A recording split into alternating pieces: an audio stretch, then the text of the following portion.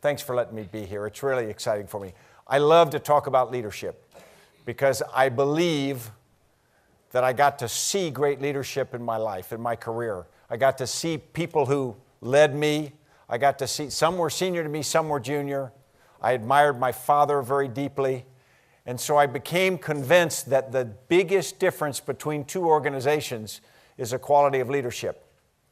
And I write in my book that I believe that you can take the top leaders, the top two leaders in an infantry battalion of about 600 people, in the best battalion in a division, and switch it with the worst, and in 90 days, the worst will become the best and vice versa, because leadership is that big a deal. So I think that it's special that you all have been studying this as part of the program, and we'll talk a little bit about one aspect of it tonight. You know, what we talk about in business often is competitive advantage. If we were talking about that in war, we'd tend to use a different term. We'd say the decisive edge. But essentially, it means the same thing. It is the difference between winning and losing. So that's the question you always ask yourself. What's it take to win? And it doesn't mean winning in combat. It may mean winning in business. It may mean educating children.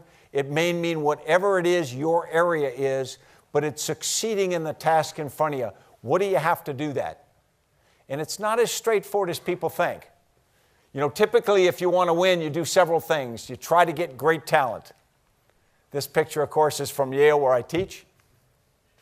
We try to get the best technology available. Try to have an edge. And of course, we try to get the best tactics. We try to operate better than our competition. And if you can get it, if you can get more technology, more wealth, more everything, use it. That's great. But what I would argue is it's pretty hard to keep that edge. As the United States found in 1975 in Vietnam, although we were the most powerful nation in the world, in April of 1985 or 75, we left Vietnam in defeat, in failure. America used to make a lot of televisions. The last television was manufactured in America a few years ago. When I went into Iraq, it looked easy. By the time we had been there a few years, it was extraordinarily hard, although we were dominant militarily, dominant economically, stable. The task proved very difficult because the competition was different than we were prepared for. And even recently in Benghazi, you can be surprised by something that happens even though you believe that you are dominant. And even if you are dominant at one point, like the United States was at the end of the Second World War with nuclear power, it doesn't last. If you are dominant economically, it's not going to last. What you see through history is things come and go, they rise and fall, they wax and wane. And now, with China's fielding of an aircraft carrier, it signals another change. That's natural. It happens. It shouldn't be something that we resent or we're surprised about. It should be something that in every field we expect and we adapt to. So I'm going to ask you, shouldn't we think about it a little differently? Instead of strictly in the traditional sense thinking about talent, shouldn't we be thinking about trust?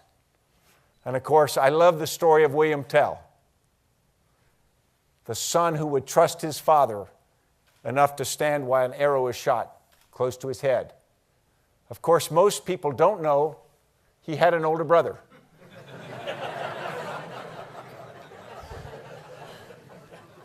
See, we learn something in every talk. And maybe instead of trying to be dominant in technology, what we ought to be doing is thinking about being dominant in teamwork. Learn something else here. This is Kurt Cronin some years ago before he joined this course.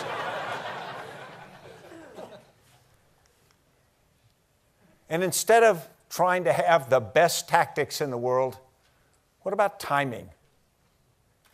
Sometimes timing is the difference. You know, in my world, in the military, we grew up worshiping coordination. How coordinated could we be? How synchronized could we be? And in industry around the world, particularly with the start of the industrial age, think about how much time and effort was taken to perfect coordination of activity. But coordination, I would argue, no matter how good it is, probably doesn't describe the things that you see when you see a really great organization doing something different.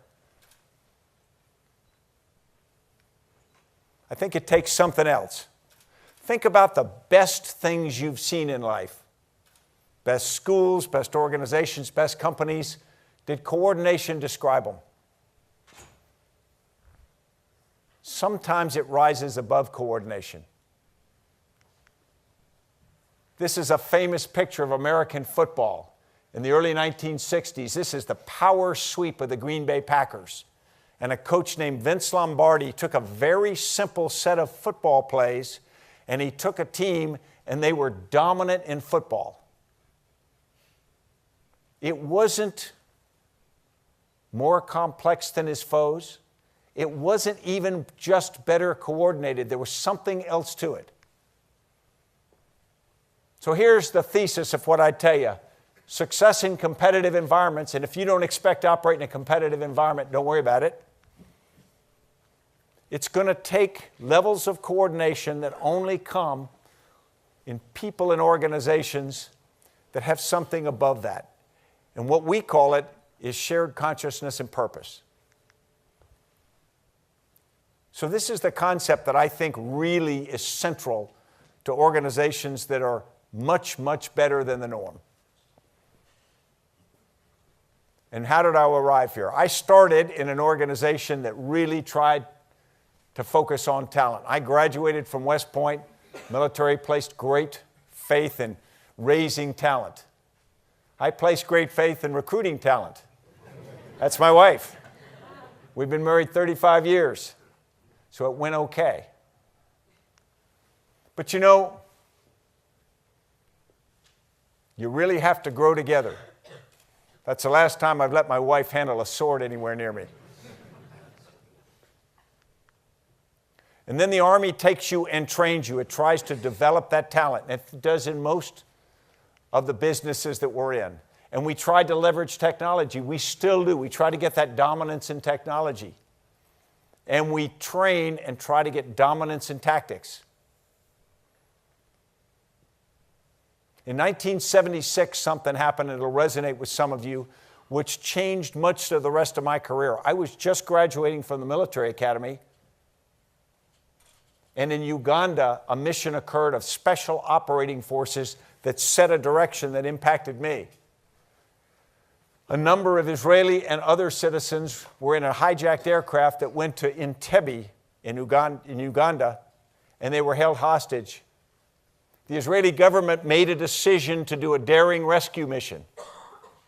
It flew C-130 aircraft, landed on the airfield, moved, and this commando force then moved from the remote part of the airfield to the terminal tower and was able to rescue the hostages. It was an extraordinary operation. We watched that. And for years in my career, we went to perfect an operation called airfield seizures. We would do a drop of 34 paratroopers onto an airfield. Everything was done with night vision goggles. We had helicopters. The aircraft were all completely blacked out. We operated through the evening, and we trained this over and over. In my career, over about 20 years, I probably was on 400 of those complex missions. We got so good that we could drop people on an airfield, and within 90 minutes, we could land the aircraft, secure the airfield completely, bring in a rescue force to do another mission, then fill the aircraft again and take back off and be gone. So 90 minutes from start to finish, and we were gone. We took it almost to an art form. It became like a ballet. It was so complex and so well coordinated. But in my entire career, even after 10 years of war, in the last decade, we never once did that mission. So we took to the highest possible level something that was great, and we learned a lot of other things, but it really wasn't what we needed to do. So here I am. I'm a colonel in the Ranger Regiment in the U.S. Army. This is right before I got selected to be a brigadier general. And I'm feeling very good about myself because when you're at that level, I'm in a good unit, I've been selected for brigadier general, I think I figured out all the things about my business. Nobody can teach me much because I've been successful enough to think I don't want anything to change. So then what happens? I was doing a parachute jump on Tuesday, September 11th, 2001. I was actually in an airplane doing a parachute jump when we got word that the first World Trade Tower had been hit by a passenger plane. I jumped, landed on the ground, and a young sergeant found me and he said, "Sir, a second plane hit the second World Trade Tower and a bomb went off at the Pentagon," because that's what we thought the situation was. And then he said something that I'll never forget. He goes, "Sir, I think everything's changed."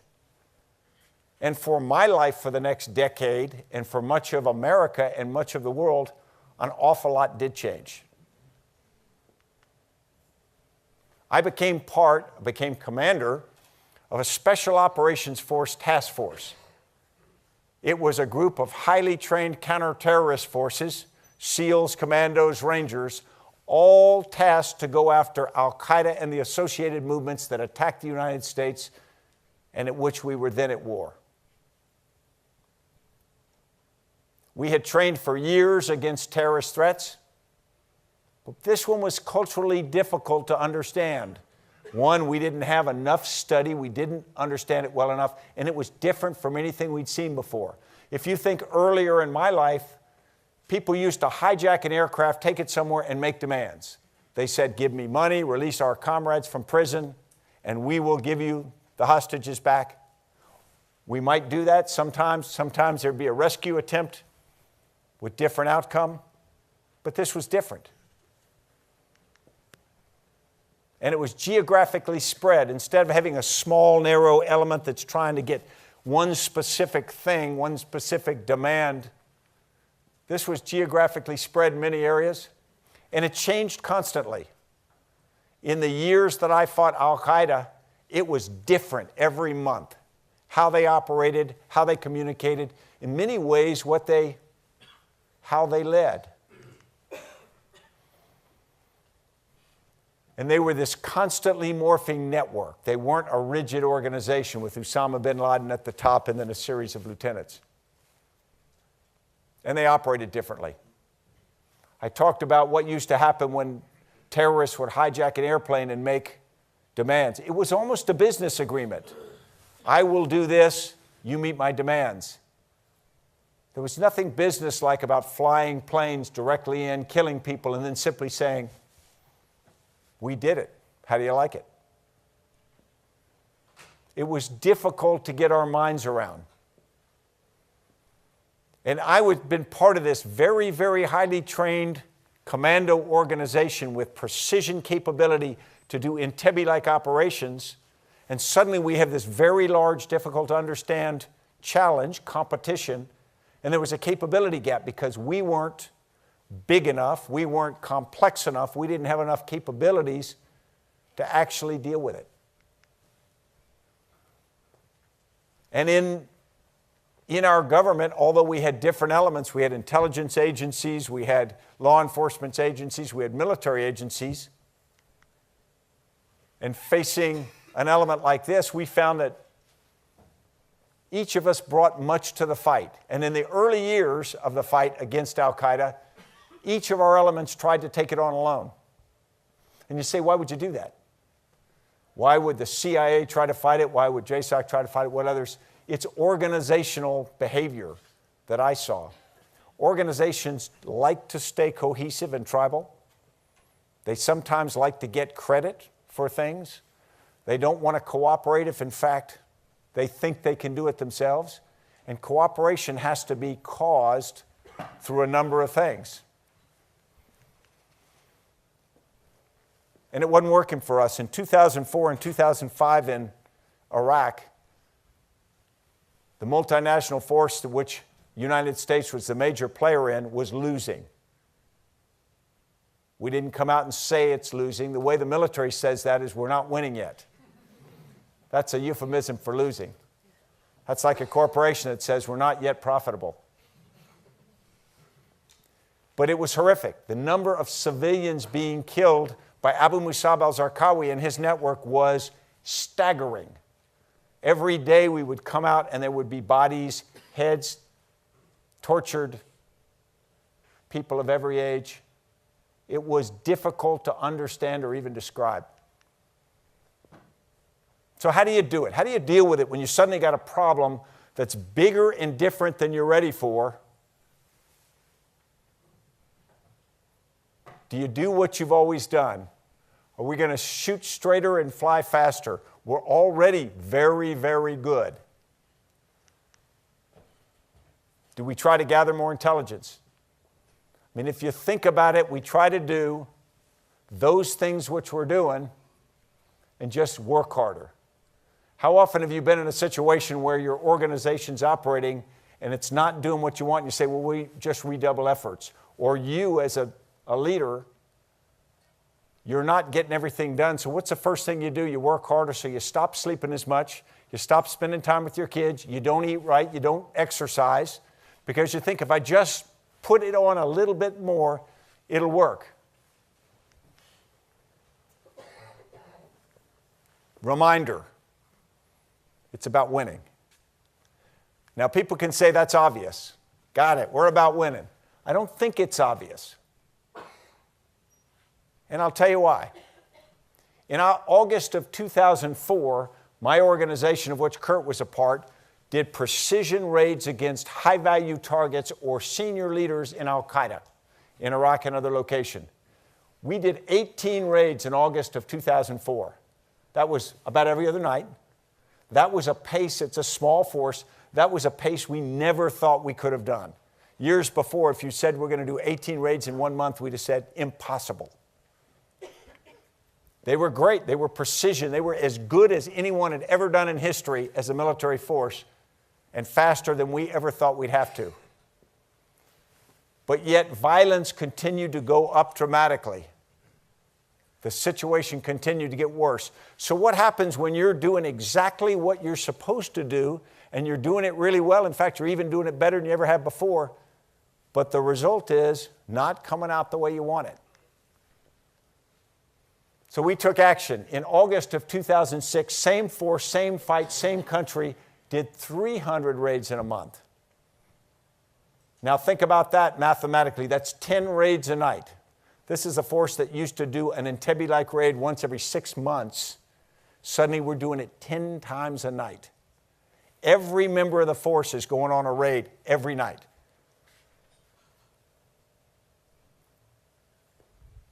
It was stunning to us. We had to change completely the way we operated because you couldn't be centralized, you couldn't take time, you couldn't be deliberate. You had to trust people, you had to push things down. And we came out with what we called collaborative warfare. It meant everything was about being a network, pumping information so that everybody could operate with independent flexibility, but with combined shared knowledge or shared consciousness, as we called it. You couldn't go up a hierarchical system. It wasn't fast enough. So this is what we came out with. We decided it was shared consciousness and purpose. This became the answer. It wasn't shooting straighter. It wasn't lifting more weights. It wasn't being better commandos. But if I had gotten in front of our commando force, put this on a screen and said, men, this is what we're going to do, they'd have beaten me up and taken my lunch money. Because it's countercultural. You grow up in a thing, you say, this is what makes you good, and suddenly someone says, no, the thing that really makes you good is cooperating with everybody else. Think psychologically, when you've spent a career building expertise in one thing, and to be successful, you've got to be something entirely different. This is what we think it meant. This is how we define it. Shared consciousness means everybody gets access to all the information. It's not just at one level or at bottom level. You give it all. We did a 90-minute video teleconference every day for 5 years across the entire command. So everybody could hear. They could hear what I thought. They could hear what people at every level thought. They may not come to the same conclusions with the information, but they got it all. The people in the top of the organization no longer have special organization information that they don't share. And everybody owns the problem. And this gets back to, it's about winning. We had to define winning. Winning is not how well one part of the organization does. You can't, in our American baseball, you can't have a high batting average and have your team lose and be a winner. In soccer or football, you can't score goals personally and if your team loses and still think you had a good season, because it's irrelevant. It's only about winning. And so what had to change? For this to work, what had to change? This is the first thing that had to change, this person. Here I am, 46-year-old brigadier general when it starts, feeling very good about myself, and suddenly all the things that had made me feel good about myself and be effective were challenged and had to be reoriented. I had to lead differently. I had to listen to subordinates more. I had to follow subordinates more. And so in this, I like to think about things. When I experience something, I sort of like to step back and go, okay, what just happened? I like to get on a whiteboard and do this. So this is a depiction of the way I thought about it on a whiteboard. First, I said we start with materials. That's weapons or whatever materials we had, talent, people, and then resources, money, and other resources that would give us an opportunity to be effective. Then we developed processes, and this was the force that I was in before 9/11. We had processes for everything. When I grew up in the Ranger Regiment, when you did physical training every day, you wore a physical training uniform. Your socks had to be plain white socks and go exactly halfway between your ankles and your knees. You had to sew little markers on the back of your hats with an exact stitch on each mark. The process became fanatically precise. And what we found was that focus on process, that focus on coordination, that focus on getting the assembly line perfect, that focus on making the airfield mission perfectly crafted. It really fed into our culture because your culture is who you are and what you do.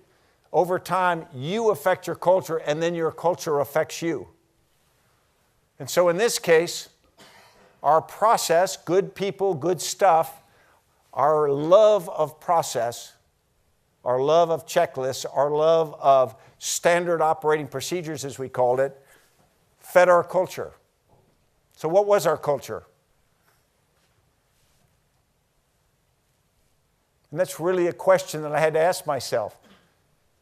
Because in one sense, our culture was actually precise execution of processes. And you say, well, that's pretty good. I mean, it sounds right, doesn't it? We were good at it. We weren't just good as a grading scale. We were ridiculously good. We were anally good. Our culture became being the best. But then we found we're very good, and we come up against competition.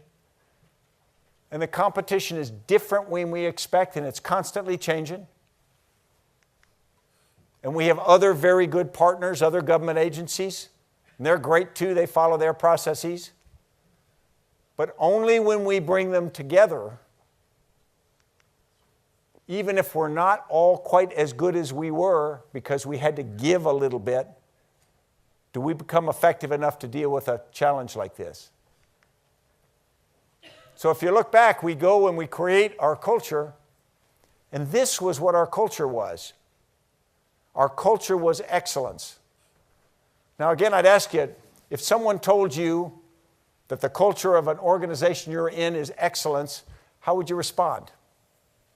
Seems pretty positive. In search of excellence, we're excellent. I'm excellent, you're excellent. Together we're all excellent. I don't think it much matters. Because here's what the culture has to be. What we found was when we were sticking to our process and being excellent, we were losing. What we had to do was change the way we thought and operated so we would win. It didn't matter if our socks went exactly halfway between our ankles and our knees. It didn't matter whether each operation was carefully choreographed and beautiful. It only mattered if we won. In warfare, it's easy because you know if you win or lose. People die or they don't. Now, size, discipline, equipment, they still matter. Just because you get a culture of winning doesn't mean everything. Think about it. Think the Roman Empire. Think what Roman legions were like. Pretty daunting, pretty scary because their discipline, their power. And in the industrial age, the steel industry became really impressive. It almost defined how we thought about ourselves as an industrial giant.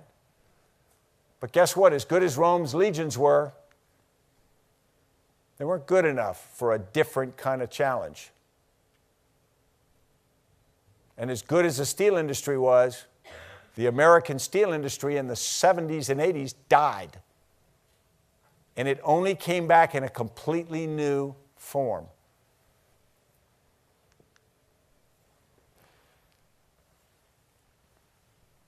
So, where's that take us? Back to the power sweep. The guy in the middle is Jerry Kramer, a famous guard. And he led this very, very effective execution. But I would argue this wasn't coordinated.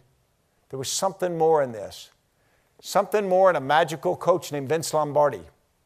Because as good as they executed, they also had something intangible inside the organization that caused them to win. Leadership is interesting. When I was young, my father was a soldier, and I thought of leadership typically in uniform. If you look at this picture of George Washington and the Continental Army crossing the Delaware River on Christmas night in 1776, they are going at a very difficult time and did an operation that probably saved the American Revolution. When you look at that picture, you say, okay, who's the leader? Well, for years it was obvious to me. It's George Washington because he's not rowing. But you really can't tell who the leader in that picture is, any more than you can tell the leader in an organization by superficial titles, parking spaces, amount of money they make, etc. It's how they affect the organization. And George Washington went on to become an iconic leader, not because he was a leader who was particularly brilliant on the battlefield. What he did is he evoked from soldiers a greater level of commitment.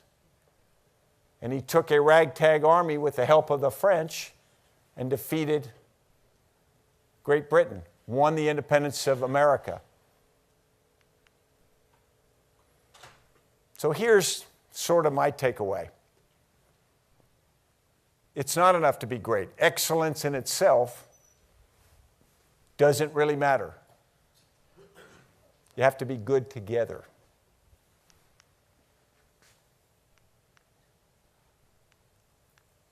And I'd be happy to take any questions you might have.